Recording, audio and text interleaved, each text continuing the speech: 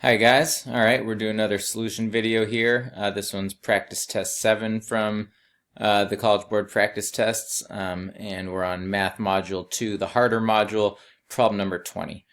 So in this problem we see that they give us a system of two equations, and they look like linear equations because we don't see any exponents, right?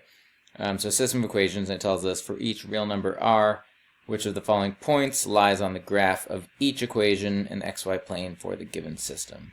So each of the answer choices we see are a set of coordinates, right? But they're in terms of r. r, negative 6r over 7 plus 5/7, and so forth.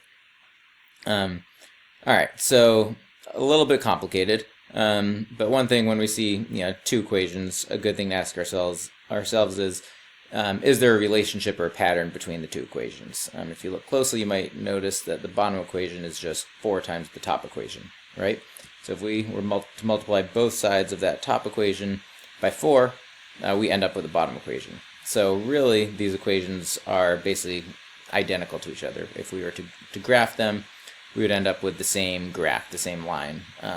So what this tells us is that if one of these points is true for one equation, it will be true for the other. So now we don't have to really worry about both. We really just have to worry about one since they're the same thing.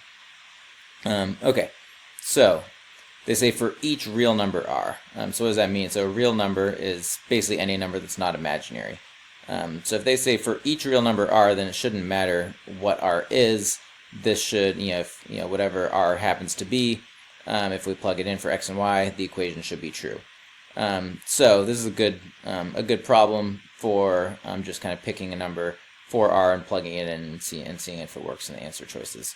Okay, so it's always helpful when you're doing that to pick a number that you think will be easy to work with, will result in kind of, cleaner numbers to work with. So I'm going to pick 1, seems like a relatively easy one to work with here. So let's say r equals 1, and we'll go through the answer choices and just try plugging it in and see if, the equation ends up being true. Alright, so if we try that for a, right, then, so if r equals 1, then the x-coordinate is 1. And then if we plug 1 into the y-coordinate, we end up with negative 6/7 plus 5/7. So that ends up being negative 1/7. So then we plug both of those back into the equation 7x plus 6y equals 5. So we get 7 times 1 plus 6 times negative 1/7. And then if we carry out that math, we find out that does not, so 7 minus 6/7 is going to be 6 1/7. So that does not equal 5. So the equation's not true. So A is not the right answer. Alright, so if we move on to B, we're going to do the same thing, right? So we plug 1 in for r, so x is equal to 1 again. Then y is going to be 7/6 plus 5/6. So 7/6 plus 5/6 is 2. So if we plug those in to our equation, 7x plus 6y, we get 7 times 1 plus 6 times 2. So we add those together, we get 19. So again, that does not equal 5. So that's not the right answer. Moving on to C, we plug 1 in for r. We get 1/4 plus 5, so that's like 5 1/4, 5.25 for x. And y is negative 1/4 plus 20, so basically 19.75.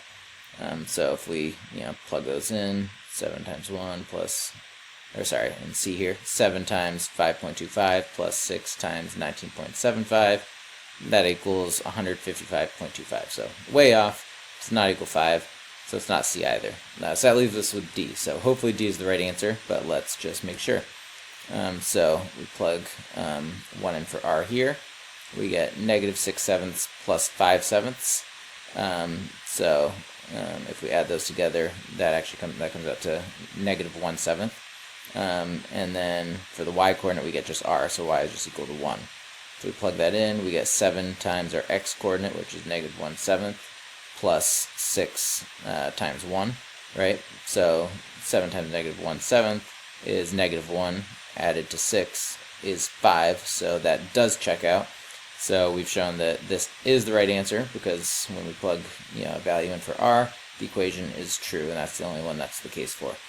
So D is our answer. Hope that was helpful for you guys. I know this is a little bit of a trickier one.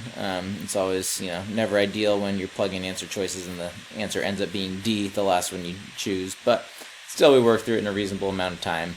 and it's one of the last few on the test, so it's expected to be hard.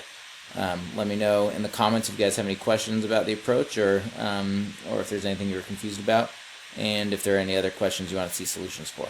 Thanks.